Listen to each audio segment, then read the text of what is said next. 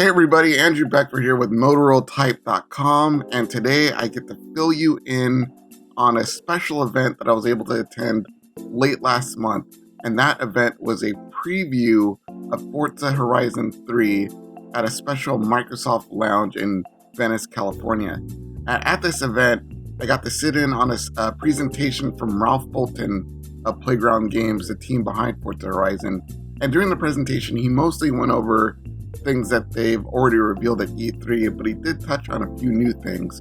So I want to go over some of those new bits of information, as well as give you my impressions of the game, because I was also able to play the game for about an hour. Now, one of the first things that stood out in the presentation was when he was going over the online play. Now, obviously, you already know about online co-op.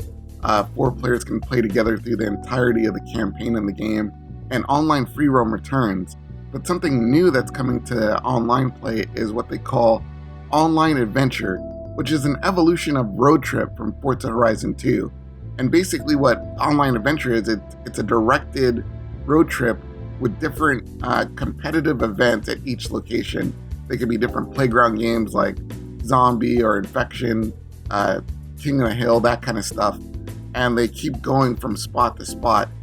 They designed it to be really addictive and really competitive, so I'm looking forward to trying that out when the full game drops. More new information came out when he was talking about drone mode. Now, we already know that there was going to be a drone mode when I interviewed him at E3, but in this presentation we got to learn a little bit more about it. And one of the biggest points that stood out was that in drone mode you're completely untethered from your car. There's no radius limit to how far away you can go from your car. You can literally park your car and go anywhere you want when you're in the drone. The other thing that really blew my mind is that drone mode will be available in online free roam. This essentially means that you can be the camera with a group of friends and make crazy videos all together in a big group, and you can frame them up any way you want. I think that's easily going to be one of the biggest, most popular uses of drone mode once Forza Horizon 3 drops later this month. The last cool bit about drone mode is that he sort of dropped a pro tip. He suggested that if you're playing single player and you're trying to locate a barn find, typically when you get a new barn find, you're just given a general vicinity of where that barn find might be on your map. But he said that you can actually go to that area, that general radius area, park your car, and you can use the drone to find the barn find instead of just kind of driving through a big open field without, a bird's eye view. And anything that you see in the drone is added as a discovery to the map. So you can drive to that circular radius of where the barn find might be, get in a drone, spot the barn find in the drone, and then it gets added to the map. Then you can go back to the car, mark that spot on your GPS, and drive directly to it. So you're welcome for that pro tip, even though it actually came from Ralph, but whatever, I'm taking the credit. The last thing Ralph talked about in his presentation was an addition to the game called Forza-thon. Forza-thon is going to be a weekly themed competition that's going to happen throughout the life of the game, I assume. I could be wrong about that. But essentially, it's a weekly themed competition, and each week there's certain challenges that allow players to win prizes. Those prizes could be credits, it could be XP, it could be a car, or as he mentioned, it could be something special that can't be earned any other way. For example, in October, on Friday the 14th, the prize for the Forza-thon event for that week will be the Nissan S14, which is one of the most requested cars by the Forza community. It'll only be available to win for that one day. So if you want that Nissan S14, that's going to be your one and only chance to get it. During the last week of the October Forza-thon, players can win the Halo Warthog. Now, you might have already heard that you can get the Warthog for free if you've already played a Halo game on your Xbox One console. However, if you haven't, this is your chance to win Master Chief's Ride. I'm also really looking forward to seeing what other kind of cool prizes they come up with over the life of this Forza-thon event series. Alright, so that does it for the presentation. Now I want to go over some of my impressions after playing the game for roughly an hour or so. The first thing I noticed is that the cars felt a little bit easier to control than they did when I played the game at E3. Although I have to say, at E3 I was playing with a steering wheel And during this event, I was using the controller, actually the new Xbox One S controller. So that could be why handling felt a little bit differently, because I was using analog joystick versus a steering wheel.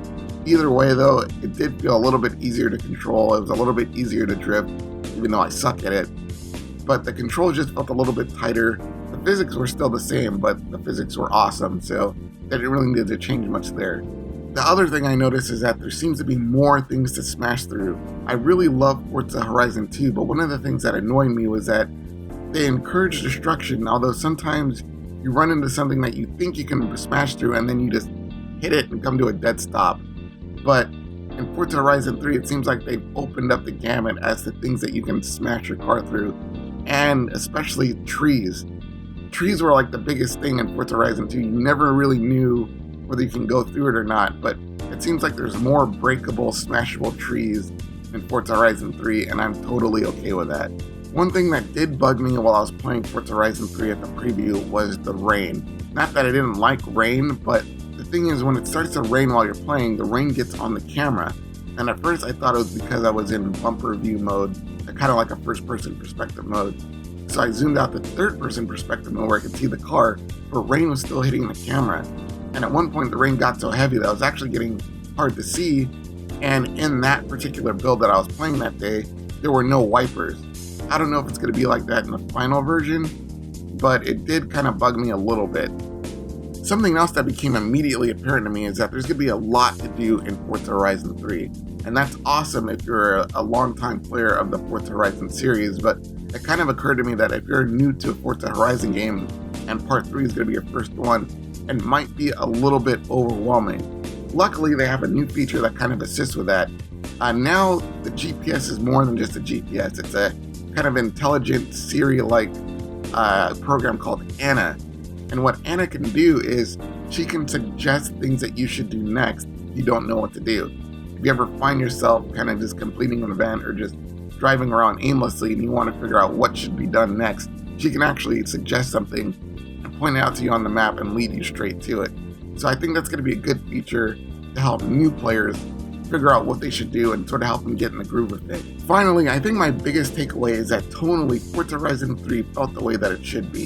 It felt like a Horizon game. Even though they added a lot of new features, it didn't fix anything that wasn't broke, so there's nothing that's going to put off longtime fans of the series, and I think there's a lot that's going to be welcoming to new fans. Whether or not they execute everything that they set out to do correctly remains to be seen, but fingers crossed, I should get a copy for review soon, and I'll put my full review up on this channel as soon as I'm done with it. So if you want to be the first to know when that review comes out, please subscribe to this channel and you'll know right away. Well, I think that covers everything. I have new bits of information from Ralph Fulton about the game, as well as my impressions after playing a build of Forza Horizon 3 for about an hour. So if you like this video, help me out with a thumbs up. If you want to see more, as I suggested earlier, subscribe to this channel. Thanks for watching, and I'll see you guys in the next video.